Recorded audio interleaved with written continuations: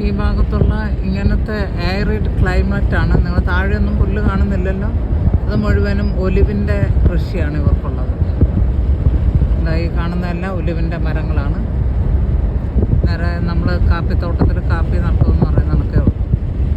ഇതൊക്കെ 10-100 വർഷങ്ങൾക്ക് പ്രായമുള്ള മരമാണ്. നമുക്കത് കാണുമ്പോൾ മനസ്സിലായി ഇത് മുഴുവനും ഒലിവ് തോട്ടങ്ങളാണ്. ഒരു ഒലിവ് തോട്ടത്തെക്കുറിച്ച് നിങ്ങൾ ബൈബിളിൽ വായിച്ചിട്ടുണ്ടല്ലോ അല്ലേ? ഇത് കണ്ട അതിൻ്റെ ആ ചോട് നമുക്ക് കാണുമ്പോൾ അറിയാം എത്രയാണ് അതിൻ്റെ വയസ്സൊന്ന്. ഞാൻ വലുതായിട്ട് പഠിച്ച ആളൊന്നും അല്ലെങ്കിലും ഏകദേശം വിവരമൊക്കെ ബൊട്ടാണിക്കൽ കാര്യങ്ങളൊക്കെ ഉണ്ട്. എല്ലാവർക്കും ഒരു മിനിമം നോളജ് എല്ലാത്തിനെയും കുറിച്ചും കാണുമല്ലോ. അങ്ങനെ എനിക്ക് മുഴുവനും ഒലിവിൻ്റെ തോട്ടം. വെർജിൻ ഓയിൽ എല്ലായിടത്തും കിട്ടുമല്ലോ.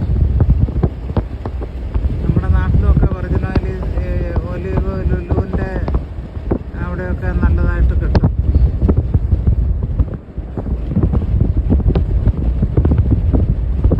ഈ ഡ്രൈ ക്ലൈമറ്റ് ആയതുകൊണ്ട് നമുക്ക് ഏറ്റവും കൂടുതൽ ഇവിടെ കാണാൻ പറ്റുന്നത് ഈ ബോഗൺ വില്ലകളാണ്. അതിനൊത്തിരി വെള്ളത്തിൻ്റെ ആവശ്യമുള്ള പ്ലാന്റ് അല്ല. അതുകൊണ്ട് ഭയങ്കരമായിട്ട് ഒത്തിരി കളർഫുള്ളായിട്ടുള്ള ബോഗൺ വില്ലകൾ കാണും.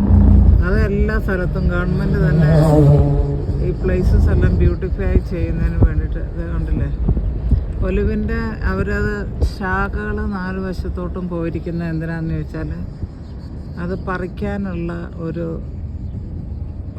ഈസിനെസ്സിന് വേണ്ടിയിട്ടാണ്. അതിന് മരത്തിലേക്ക് കയറേണ്ട കാര്യമില്ല. അവരൊരു നെറ്റ് താഴെ വിരിക്കും. പിന്നെ വേറൊരു ഇങ്ങനെ ഷെയ്ക്ക് ചെയ്യുമ്പോഴത്തേക്ക് ഒരു പ്രത്യേക മെഷീനും കൊണ്ട് അതിൻ്റെ ബ്രാഞ്ചസിനെ ഷെയ്ക്ക് ചെയ്യുമ്പോഴാണ് താഴെ വീഴുന്നത്. പിന്നെ 4 ഭാഗത്തുനിന്നും ആ നെറ്റ് വലിച്ചു കൂട്ടും. അപ്പം എല്ലാ കായും അതിനകത്ത്